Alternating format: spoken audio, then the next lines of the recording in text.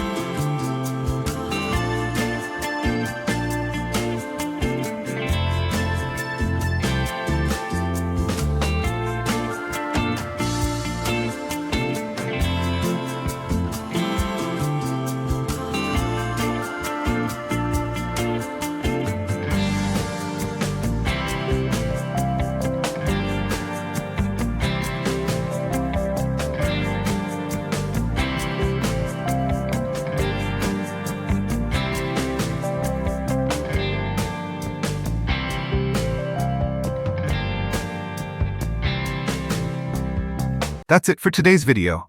I hope this explanation helps you prepare better for your exams. If you found this video useful, please give it a like and share it with your classmates. Don't forget to subscribe to my channel for more helpful content on AHSEC Class 12 topics. Thanks for watching, and I see you in the next video. Take care, and good luck with your studies.